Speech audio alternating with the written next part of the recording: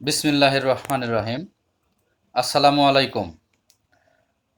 প্রিয় ১ থেকে ১২তম নিয়োগ বঞ্চিত সারা দেশের নিয়োগ নিবন্ধনধারীদের উদ্দেশ্যে আমি কিছু কথা বলতে চাই। যেহেতু আমরা সকল গ্রুপ ভেঙে একটা গ্রুপে পরিণত হয়েছি, ইনশাআল্লাহ আমরা এবারের যে আন্দোলনটা হবে ৯ তারিখে শাহবাগে আমাদের একটা দাবি আদায়ের আন্দোলন হবে। এই আন্দোলনে আপনারা সকল ভেদাভেদ ভুলে নিজ নিজ উদ্যোগে স্বতঃস্ফূর্তভাবে যে যেখানে আছে আপনার আশেপাশে যারা আছে সবাইকে নিয়ে আপনারা শাহবাগে চলে আসবেন। ইনশাআল্লাহ আমাদের দাবি এবার পূরণ হবেই হবে। আমি খুবই আশান্বিত, আমাদের চাকরি এবার ইনশাআল্লাহ হবে, আল্লাহ যদি আমাদের সেরকম সহায়তা করে। আমি আরও একটু বলতে চাই, গতকাল জুম মিটিংয়ে আমার যে দুই ভাই কথা বলেছে, তারা যে আবেগ কোনো একটা পরিবেশে কথা বলেছে, তারা চোখের পানি ফেলেছে। এই পানি আমার মনে হয় সারা বাংলাদেশের নিবন্ধনধারীদের হৃদয়ের কান্না, শুধু মনিরুল ভাই উজ্জ্বল ভাইয়ের কান্না না, সারা বাংলাদেশের নিবন্ধনধারীর কান্না।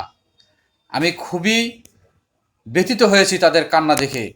তাই আমি আপনাদের কাছে উদারত আহ্বান জানাবো, আপনারা নিজের চাকরিকে প্রাধান্য দিয়ে আপনারা শাহবাগে আসবেন, আপনাদের দাবি আদায় করবেন।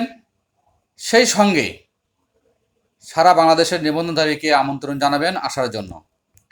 আরেকটু কথা না বললেই না, আপনারা এবারের আন্দোলন কিন্তু একটু ব্যতিক্রমধর্মী আন্দোলন হবে।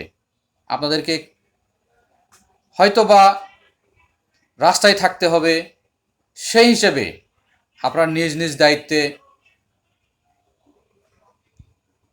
কম্বল হোক, কাঁথা হোক, যেটা যে পারেন একটু আপনারা নিয়ে আসবেন, যেন আপনাদের থাকার কোনো সমস্যা না হয়। যদি কেউ মশারি নিয়ে আসতে চান, নিয়ে আসতে পারবেন। সবাই আপনারা নিয়ে আসবেন।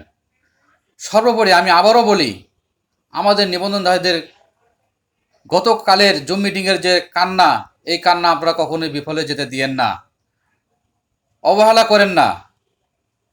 এই সরকারের শেষ সময়ে এসে সবার কিছু না কিছু দাবি আদায় হয়ে যাচ্ছে। আমার কেমন জানি মনে হয় আমাদের দাবিটাও এবার আদায় হবে।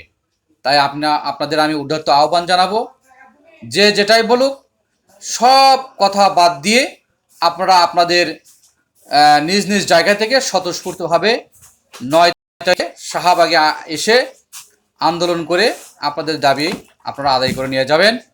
এই আশা প্রত্যাশা ব্যক্ত রেখে সবার সুস্বাস্থ্য ও দীর্ঘায়ু কামনা করে আমি আমার কথা বলা শেষ করছি। আসসালামু আলাইকুম। আমি মোহাম্মদ রাসেল সরকার, বগুড়া।